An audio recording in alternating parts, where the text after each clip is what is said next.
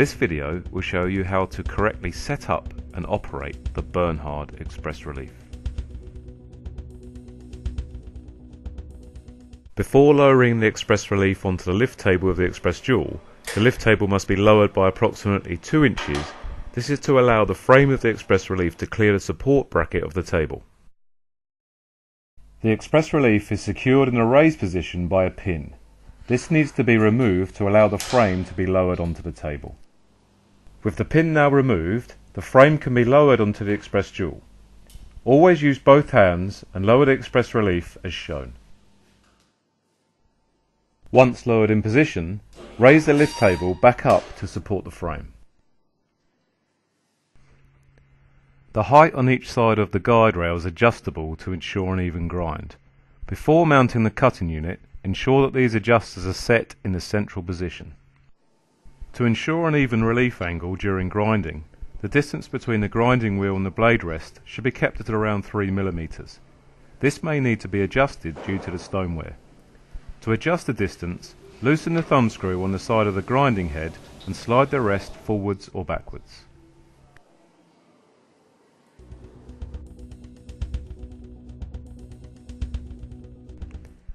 With the Express Relief in the raised position, use the lift table to load the cutting unit onto the table of the Express Dual.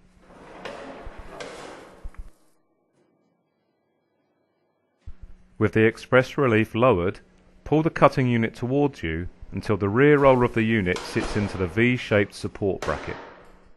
If the cutting unit has a rear roller brush fitted, you will need to use the height extension bracket supplied. The bracket fits into the existing rear roller support bracket and is secured in place by the 2 thumb screws. The cutting unit is then positioned with the rear roller on top of the bracket as shown. To secure the unit, raise the front of the cutting unit to as near vertical as possible. This will allow the maximum amount of clearance between the grinding head and the front roller. The cutting unit can then be secured in 2 different ways. The first is using the vice grip clamps as shown.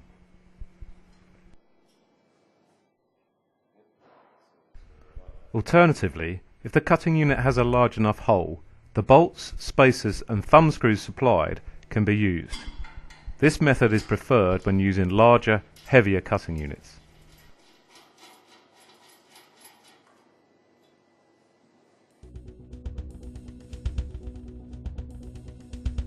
To set the angle of relief, firstly raise or lower the grinding head to allow it to be able to reach the reel blades. Generally, a small reel can be reached in a horizontal position. Larger reels may require the head to be raised more towards the vertical position. Once the reel is close, use the grinding head feed screw to move the head towards the reel blade. Stop when the blade rest is underneath the reel blade.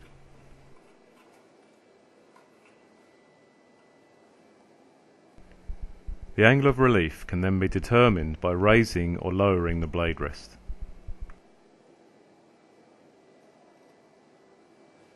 This is done by releasing the rest thumb screw and moving the rest up and down.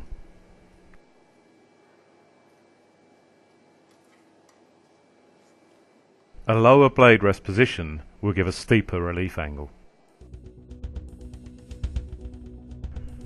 Once the relief angle has been set, the grinding head needs to be adjusted to ensure that the grind is even on both sides. Bring the stone towards one end of the reel until it just touches against the grindstone with a light contact. Then move the grinding head to the other side of the reel and check that the contact is the same.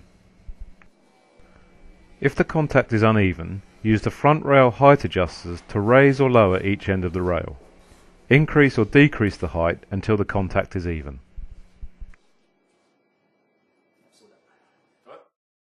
After adjustment, recheck that the contact is even on both sides.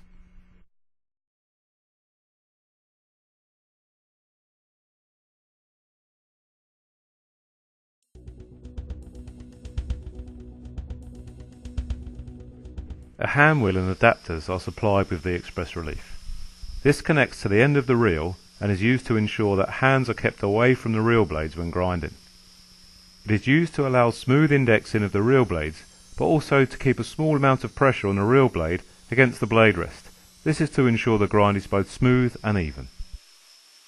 To start the grind, move the grinding head to the right hand side of the reel. Start the grinder by pushing the on-off switch, firstly forwards and then locking it in position by pushing it down. At a slow, steady pace, move the grinder across to the left hand side of the reel, keeping a very light pressure on the handwheel. When the left hand side of the reel is reached, return the grinder at the same pace to the right hand side of the reel. After one complete pass has been made, inspect the blade to ensure the grind is even and make any adjustments as required. When happy with the grind, continue grinding each blade. If the grind is heavy, blades may be ground more than once to remove more material.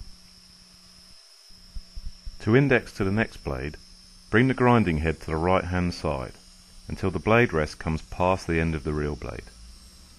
Then, with the rest away, turn the handwheel so the reel rotates downwards.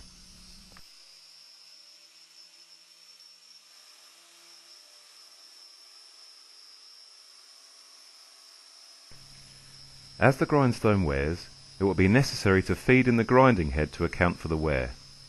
A feed is performed by turning the feed screw as shown. Care should be taken not to add too much feed, which would result in too much material being removed from the reel blade. The reel should be ground until the desired amount of relief has been added evenly to each reel blade.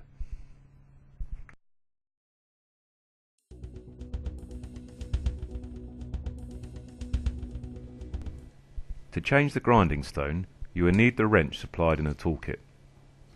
Firstly, remove completely the guard covering the left-hand side of the grindstone.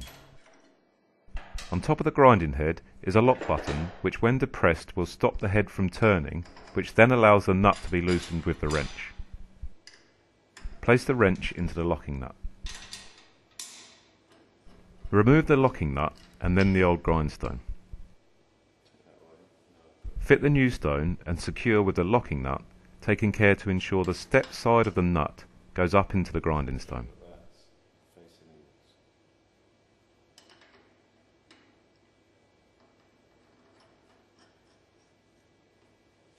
Press the lock button on top of the grinder and tighten the locking nut with the wrench.